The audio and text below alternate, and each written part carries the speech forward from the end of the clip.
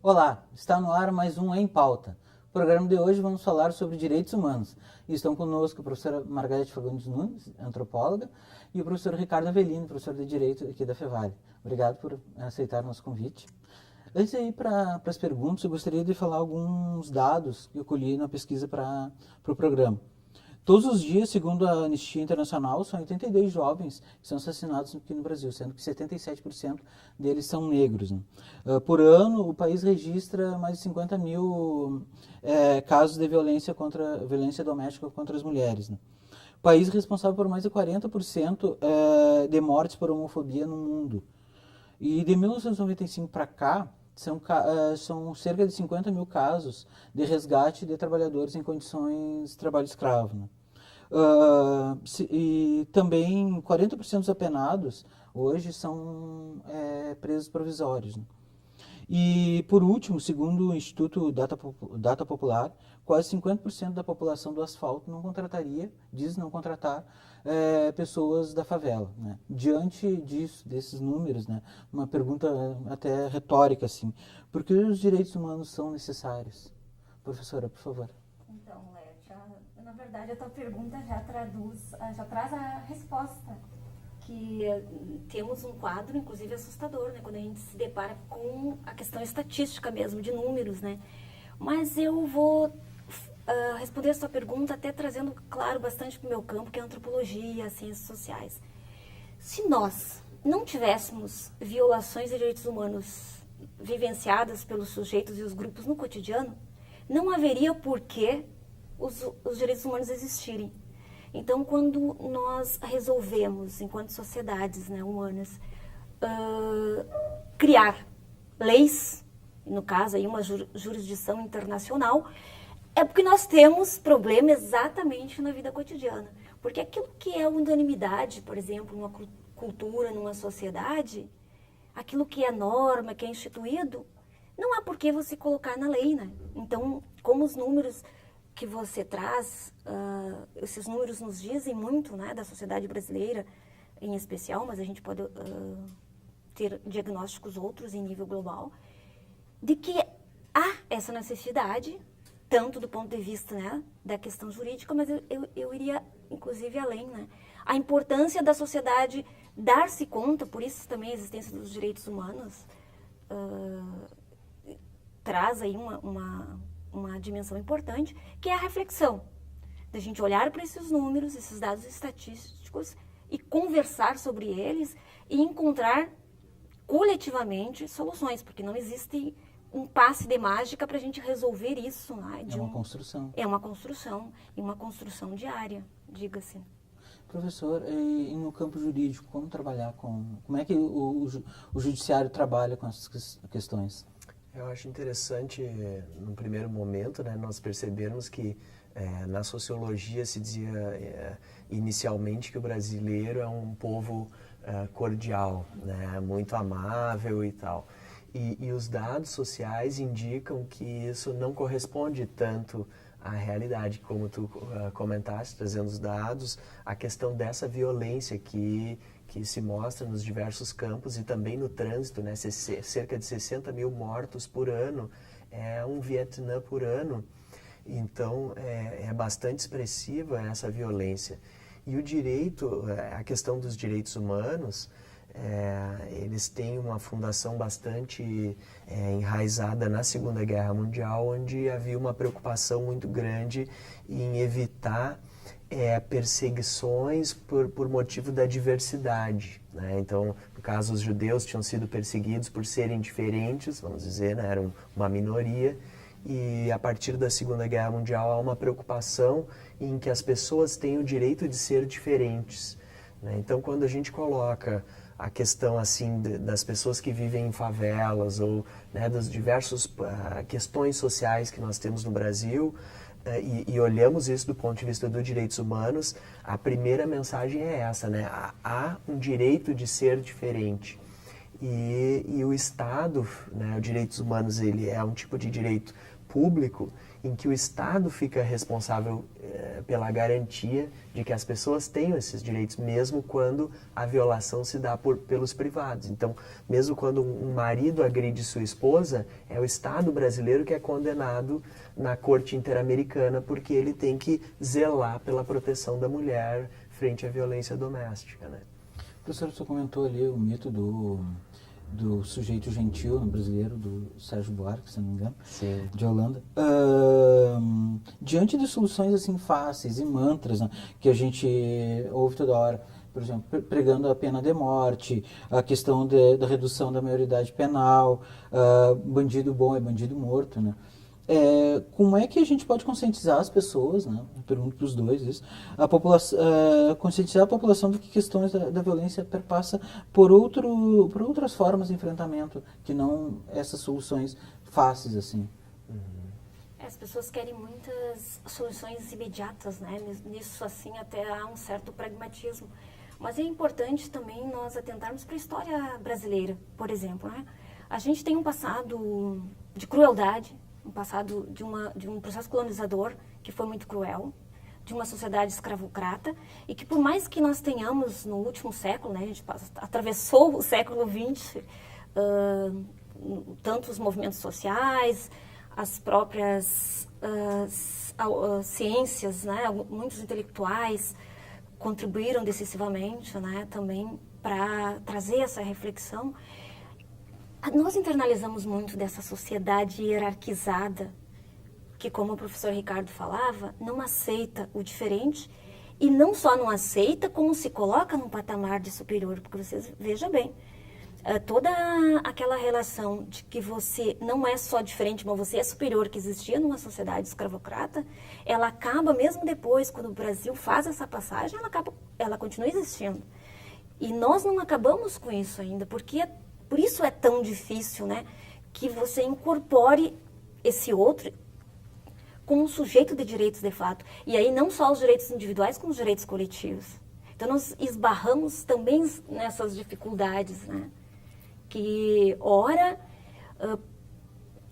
essas dificuldades podem se expressar na forma de um mero preconceito, outras vezes de forma mais radical, já numa certa concretude mesmo, né? Que aí a gente passa do preconceito para a discriminação. Então, nós temos muitos e muitos problemas ainda com isso, que eu diria que tem a ver, sim, com esse nosso passado. Pois professor, aí, segundo Bauman, vivemos uma época de tempos líquidos, né? E nesta época, assim, e a ebulição dos direitos humanos, né? Aí agora mesmo, no ano passado, nós elegemos o Congresso, segundo o DIAP, né, o mais conservador dos últimos tempos, né? Por que essa reação, assim? Por que está tendo um conservadorismo tão radical, assim, e contra as minorias? É uma era de extremos, né? Como diria o Hobsbawm. Mas também nós somos submetidos a, vamos dizer assim, uma certa carga de mídia tradicional, né, em que há um desenvolvimento de uma cultura de um certo conservadorismo que vem sendo desenvolvido através do pensamento de alguns intelectuais que pregam assim uma necessidade de punir o bandido, né, e eu acredito que no Brasil a gente sofre ainda muito com uma certa hipocrisia, no sentido de que nós não olhamos realmente a raiz dos problemas e não viramos para o aspecto histórico, como a professora Margarete trouxe agora, né, uma visão histórica. O Roberto da Mata, no livro dele, O que faz do Brasil, Brasil, né, fazendo um gancho que a professora comentou, né, na mesma linha, ele diz, o brasileiro tem uma dificuldade de aceitar a igualdade por causa dessas origens históricas, né? Então, nós teríamos que trabalhar algumas coisas como esta, né, que estão na raiz de vários problemas, inclusive da violência. Então, quando a gente pensa, por exemplo, se um familiar nosso for preso, nós não queremos que fique no presídio central. Imagina nós termos que ir lá, passar por um processo constrangedor de revista e ver nosso familiar numa galeria onde ele vai dizer assim, olha, para eu não morrer, por favor, traz um celular para mim, traz alguma coisa. A gente entra num ciclo assim que nós não gostamos, mas quando a gente pensa no outro, né, que juridicamente é igual perante a lei, artigo 5º da Constituição, aí nós pensamos, mas esse é um bandido, esse pode ir, né? Mas se acontecer que um dia, né, por engano, por exemplo, um de nós venha a ser preso, vai para o mesmo sistema, e aí a gente acha que não está certo, né? Então, tem certas coisas que... Mas aí é que está, talvez, um nó, professor Ricardo, que é, alguns se acham superiores e, na verdade, acham que são mais humanos do que outros. Talvez esse seja o grande enfrentamento dos direitos humanos. Aquela história que virou senso comum de que os direitos humanos estão aí para defender bandido, traduz um pouco isso. Porque, afinal de contas, esses direitos fundamentais, o direito à dignidade humana, e as pessoas conseguem vislumbrar para uma parte da sociedade. E quando os direitos humanos trazem isso como premissa, esse caráter da universalidade, isso encontra uma resistência na sociedade, uma resistência enorme. Então, especialmente nesse caso, a primeira reação é dizer, não, os direitos humanos existem para defender bandido. Então, a gente tem aí um problema, um enfrentamento bastante sério. É como se nós vivêssemos um sistema dualista, né, em que a gente diz nós e eles, né, e essas pegar um país, né, e dividir ele em duas partes e ter dois grupos antagônicos é um problema, né, e que inclusive é um tema agora bastante recente também, né, nós vimos nas manifestações ontem, justamente parece que há um enfrentamento entre dois Brasis, né, o que também vai ser uma questão a ser trabalhada, né? Professor, antes o senhor comentou da mídia, né? A mídia ela pode desempenhar um papel duplo, e tanto pode fazer uma construção para valorização dos direitos das minorias, né? Como pode estimular justamente o preconceito e a intolerância, né? Eu pergunto para vocês, a mídia, ela pode agendar um medo na população? E até que ponto a mídia, fazendo esse agendamento, assim, ela pode estimular esse medo e essa intolerância nessa população? Sim, e até tem algo bastante curioso que a nossa geração enfrenta, até porque quem tem mais de 40 anos já viveu situações, né, no país em que a mídia, mesmo existindo, ela não era tão presente. Hoje tem a questão nova, que é a das redes sociais, que parece que tudo acontece, tem uma hiperdimensão. Tudo que acontece é tão grandioso, a gente tem um sentimento de que é grandioso demais. E essa visibilidade extrema também faz com que nos sintamos mais mobilizados e às vezes até podemos, inclusive, sentirmos medo ou qualquer outra reação que tem muito a ver com isso. E claro que a mídia cumpre um papel fundamental também, né? Esse tipo de programa que a gente faz, a construir espaços educativos, espaços de reflexão, mas pode ter o lado contrário, sim, que é as pessoas terem essa dimensão, que eu vejo, inclusive, como um perigo na sociedade contemporânea. Que como você tem muita visibilidade, parece que esses problemas não existiram. Vocês vejam, por exemplo, o caso da violência contra a mulher. A gente vem de um histórico de violência contra as mulheres. Então, à medida que você cria políticas públicas e que as mulheres têm, inclusive, mais condições de denunciar, você tem uma estrutura do Estado também montada para isso. Essas mulheres, elas têm possibilidade de dar denúncia, e mais do que da denúncia, de dar visibilidade para essa denúncia. Então, a impressão que a gente tem é que nunca teve tanta violência contra a mulher, quando, na verdade, não é bem assim. A violência, ela estava lá. O que nós temos hoje é uma maior visibilidade, aí a gente tem que ter cuidado. E, a meu ver, aí é uma leitura muito minha, até uma interpretação dos últimos acontecimentos, especialmente no Brasil. Nós tivemos esse processo de redemocratização, em que muitos desses grupos que estavam completamente alijados ou que não eram contemplados em algumas políticas públicas, não havia legislações específicas para protegê-los, eles começam a avançar no sentido de um maior diálogo com o Estado Nacional E realmente, a partir desse diálogo, né, e dessa interação, alguns grupos conseguem formular políticas públicas e o Estado acaba incorporando algumas, né?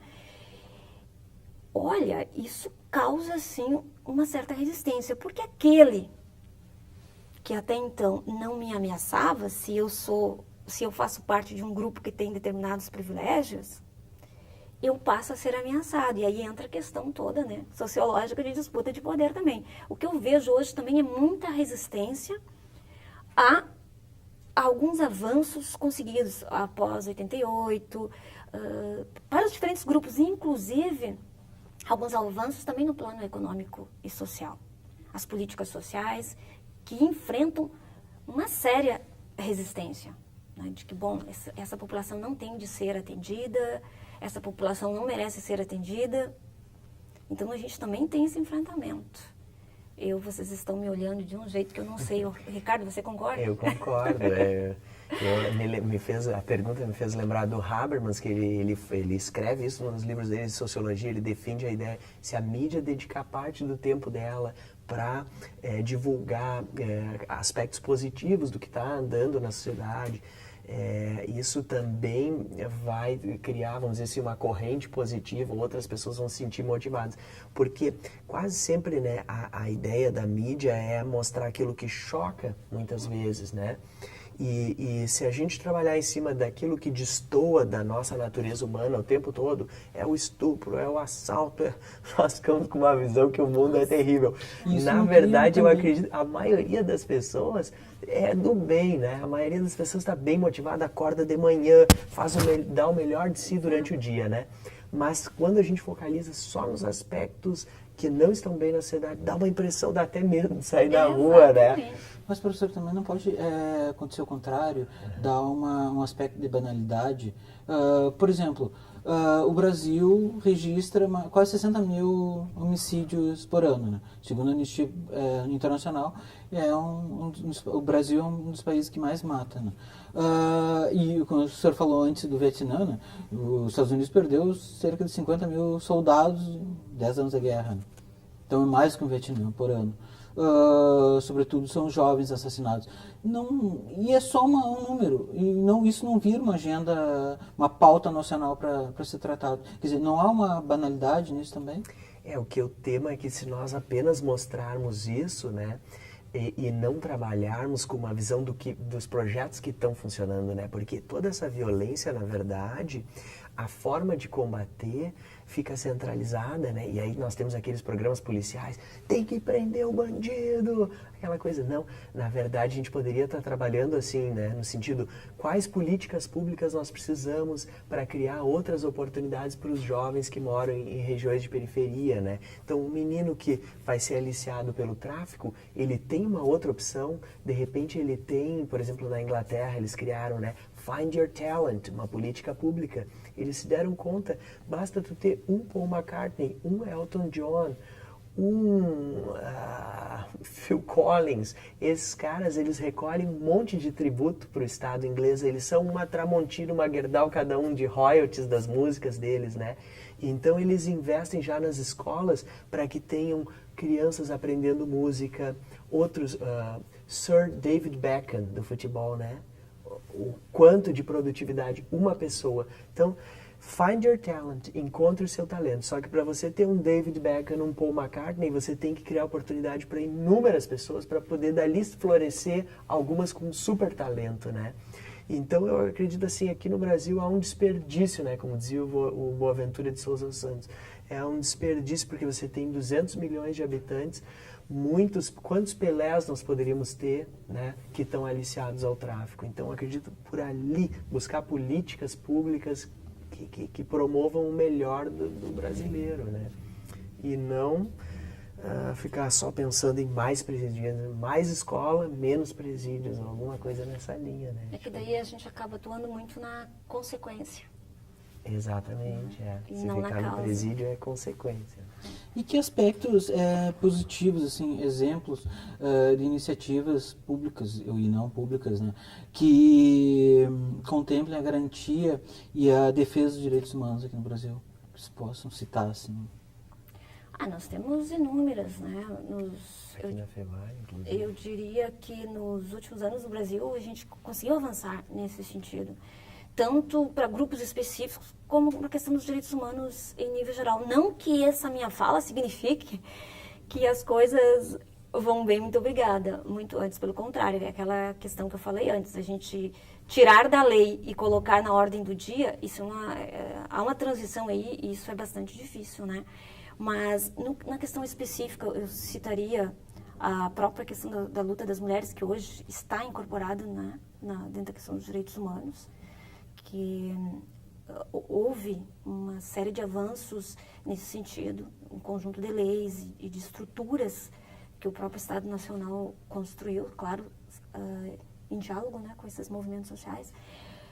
Para as populações negras, por exemplo, que estamos em pleno século XXI e a gente assiste quase todos os dias denúncias de violação dos direitos humanos.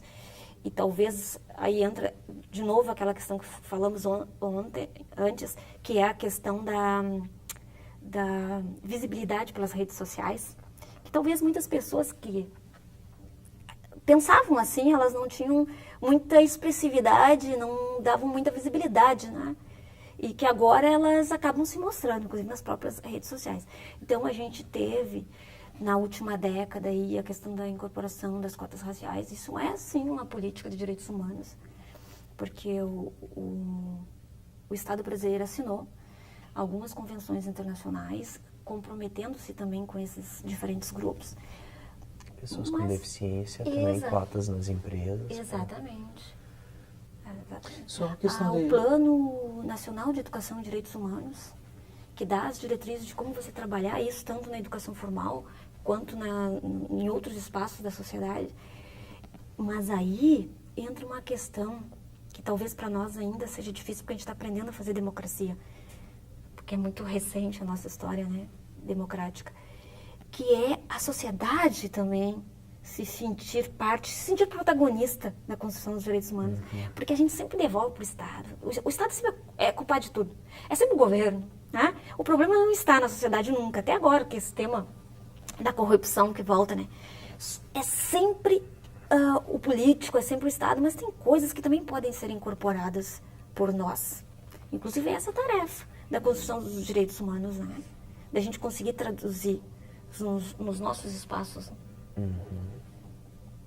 A questão do racismo, eu acho que já foi uma grande batalha a gente reconhecer que o Brasil é racista, né? Porque antigamente, assim, havia um racismo, um país racista sem racistas, né? Então já é uma grande vitória e acredito que com a luta vai melhorar, né?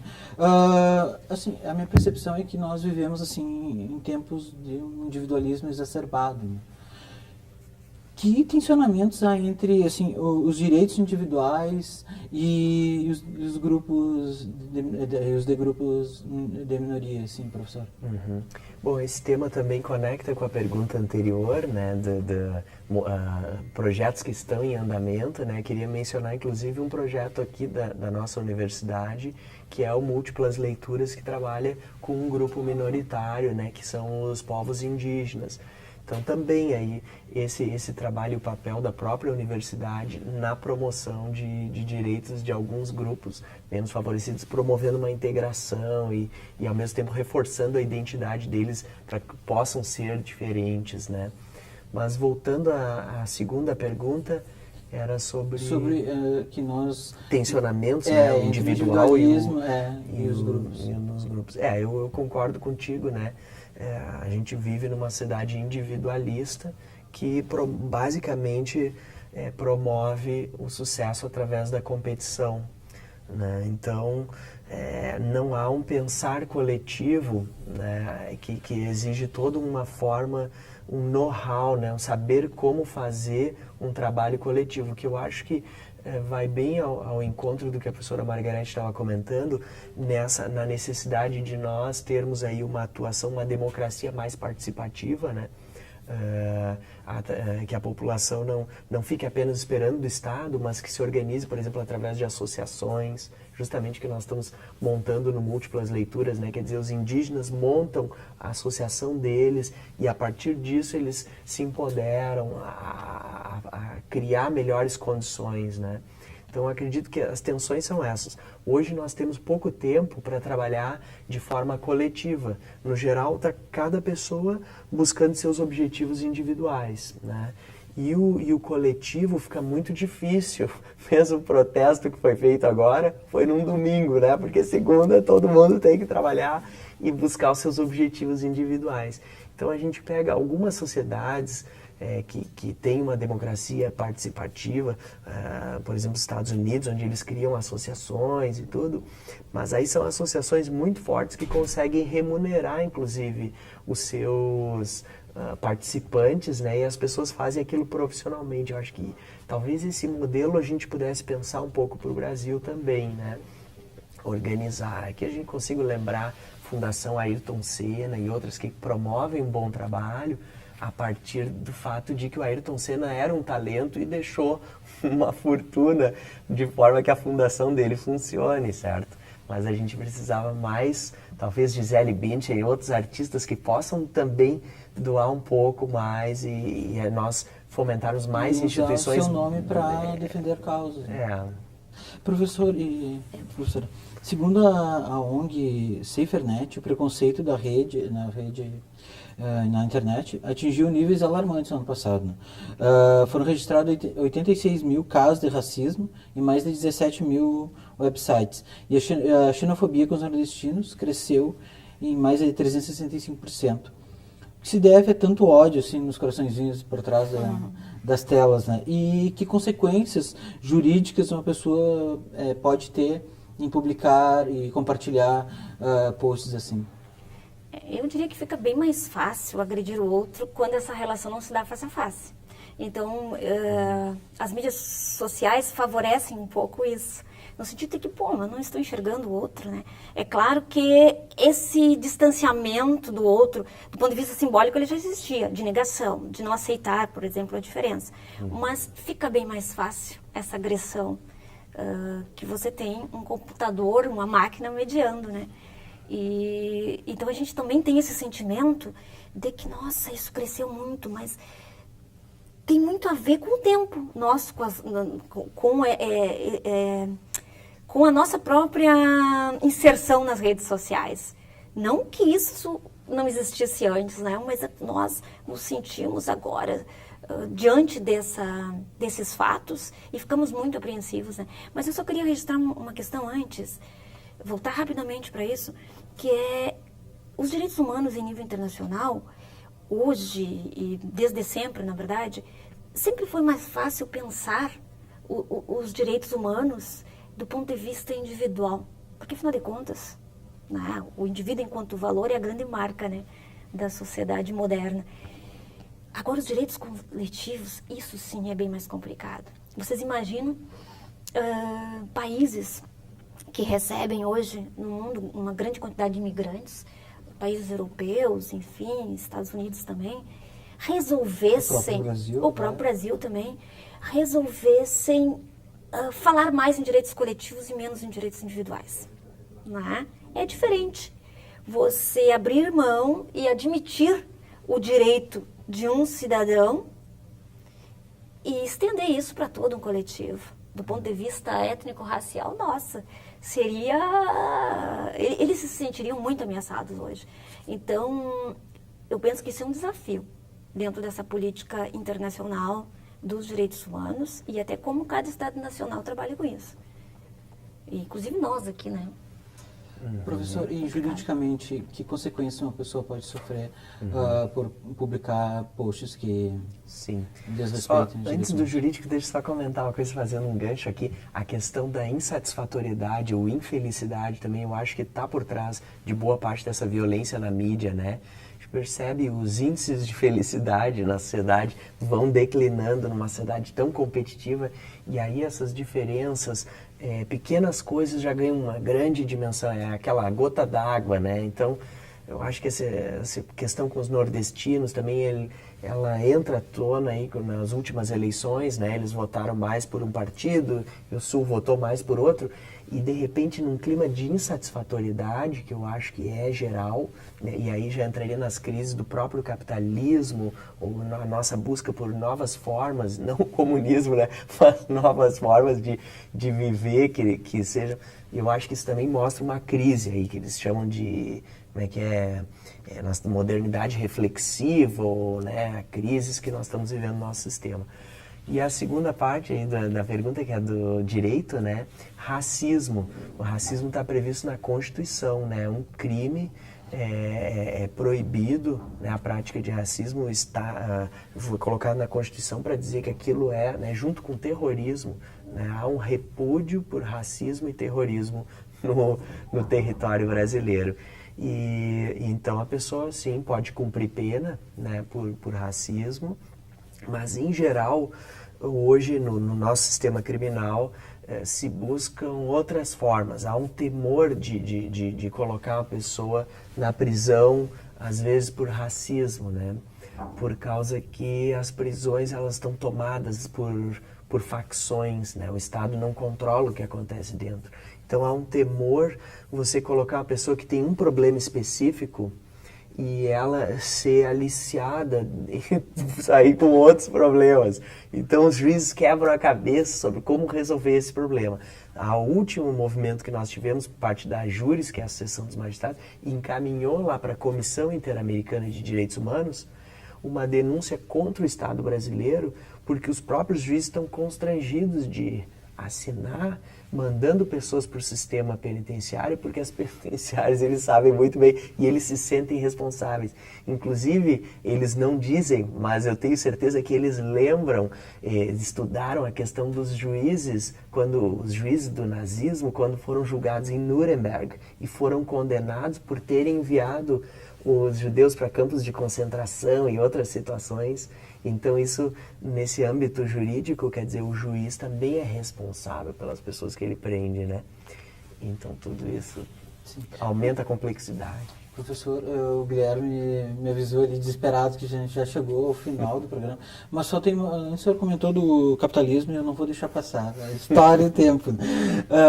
Segundo a ONG inglesa Oxfam, né, no ano que vem, provavelmente 1% da população vai deter 99% da riqueza do planeta, né? Diante dessa brutal concentração de renda, né? Como ficam os direitos humanos? Assim? Isso não altera, não complica ainda mais, não é um complicador ainda maior para toda essa questão? Eu acho que o caminho que nós estamos seguindo assim, caminhos vão surgindo vários, né? Mas dentre eles uma desvalorização da questão dinheiro, né? Então até nessa última sexta-feira saiu uma matéria no Globo Repórter, né, falando sobre viver de forma mais simples e outras questões, porque nós temos o limite ambiental também.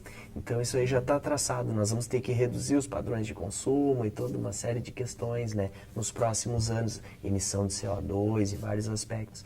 Então acredito assim que nós estamos nessa modernidade reflexiva, ou seja, nós estamos refletindo sobre a modernidade e retornando alguns passos e talvez a gente venha buscar um estilo de vida mais simples, no sentido de menos consumo, e por aí vai ser mais condizente com os direitos humanos também, acredito, porque menos preocupação pelo individual, pela ganância individual, mais pelo coletivo. Sim, ótimo. Muito obrigado, professor. Professora, muito obrigado. Infelizmente o programa está chegando no final. Tinha outras questões. Né? Obrigado você pela sua audiência e nós voltamos na próxima semana com mais um Em Pauta. Tchau!